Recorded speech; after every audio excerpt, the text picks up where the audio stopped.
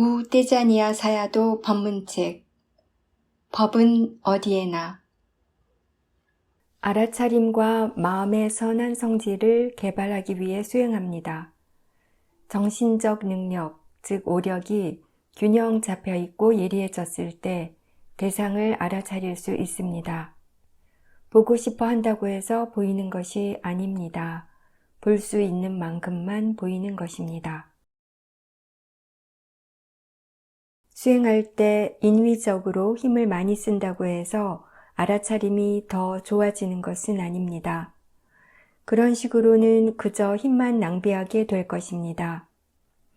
알아차림에 지혜가 함께 있어야만 마음의 힘이 좋아지게 됩니다. 바른 마음가짐과 바른 견해로서 수행할 때 오력의 힘이 더 좋아지게 되고 그와 함께 수행을 계속하고자 하는 선한 열의가 더 생기게 됩니다. 번뇌에 오염된 마음가짐으로 수행을 하면 몸과 마음의 힘은 더 약해질 것입니다. 수행에 점점 실증을 내게 되고 결국에는 수행을 계속하고자 하는 열의도 잃게 될 것입니다. 왜 법과 수행이 수행자들의 일상으로까지 이어지지 못하는 것일까요? 왜 수행을 지속하고자 하는 마음을 계속해서 이어나갈 수 없는 것일까요? 많은 수행자들이 이해를 얻기 위한 방법에 능숙해지기보다는 그저 편안해지려고 오기 때문입니다. 마음의 고요함을 얻고자 하는 수행자는 편안한 마음 상태에 이르고 나면 더 이상 열성적으로 수행하지 않게 됩니다. 반면에 진리를 깨닫기 위해 온 수행자는 완전하게 이해하기 전까지는 수행을 멈추지 않을 것입니다. 만약 수행자가 이해를 얻기 위한 수행 방법에 능숙해진다면 그들은 어디에서든지 수행을 할 수 있게 될 것입니다. 사실은 마음이 고요하고 안정되어 있을 때야말로 법에 대한 조사를 해야 할 때입니다. 그때 마음이 지성을 이용하여 일어나고 있는 것에 관해 탐구하고 배울 준비가 된 것입니다.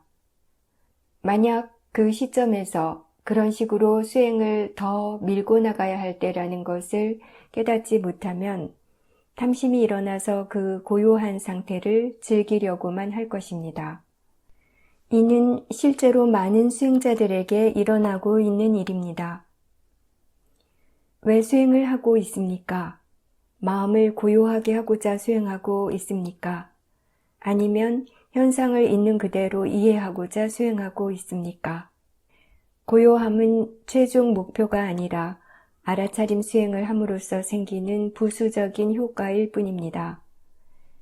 자연의 이치에 대한 깊은 이해가 있을 때 고요함은 그 지혜를 따라 자동적으로 생겨나게 되어 있습니다. 수행자들은 수행을 하려고 할 때 눈을 감으려는 경향이 있습니다. 오랫동안 수행을 해온 수행자들도 볼 때와 보일 때 그리고 대화할 때 수행하는 것에는 별로 능숙하지 못합니다. 그런 식의 수행은 별로 해본 일이 없기 때문입니다. 눈을 감거나 뜨는 그 자체가 중요한 것이 아닙니다. 정말 중요한 것은 마음이 선한 마음인가 불선한 마음인가 하는 것입니다. 보는 것과 보이는 것이 같은가? 보려고 하지 않아도 보이는가? 수행하는 동안 그런 식의 몇 가지 질문들을 해보십시오. 알아차림의 범위가 얼마나 크고 작은가 하는 것은 수행에 얼마나 관심과 호기심을 가지고 조사하는가에 달려 있습니다.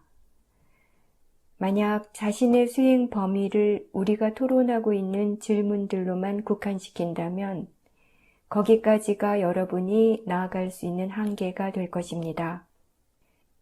예전에 내가 수행을 시작한 지 얼마 되지 않았을 때 사람들이 무상에 대해 이야기하는 것을 들은 적이 있었습니다. 그때 저는 스스로 그래도 찾아보면 영원한 것이 있지 않을까 하는 의문이 들었습니다. 지금까지 여러모로 시험하고 찾아보았지만 영원한 것은 어떤 것도 발견하지 못했습니다. 어디엔가 아직 있을지도 모르지만 말입니다. 여유를 가지고 느긋하게 지켜보아야 더 많은 대상들을 알아차릴 수 있고 그 대상들을 알고 있는 마음 역시 알아차릴 수 있게 됩니다. 그때 여러분은 알아차림이 있을 때 있다는 것을 분명하게 알고 알아차림이 없을 때는 없다는 것 또한 분명하게 알게 될 것입니다.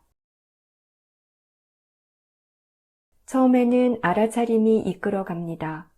수행을 계속해 나가면서 이해력이 좋아지면 알아차림과 지혜가 함께 일을 하게 됩니다.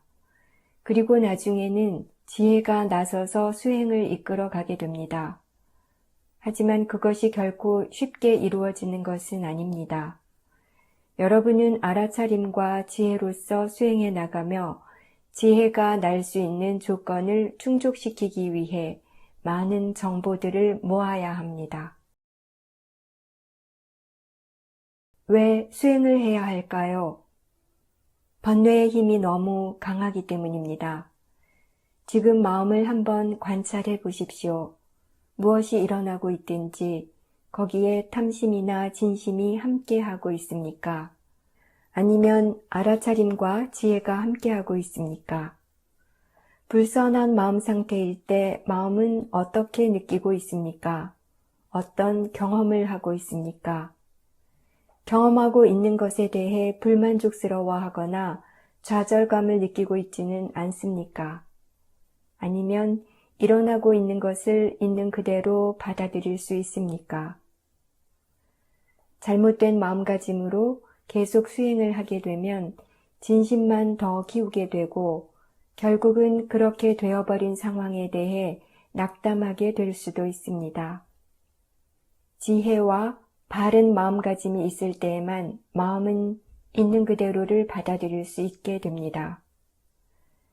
하지만 한 가지 알아두어야 할 것은 지혜는 일어나는 것들이 무엇이든 대상으로 받아들이지만 관찰하는 마음에 불선한 마음이 끼어들게 내버려 두지는 않는다는 것입니다.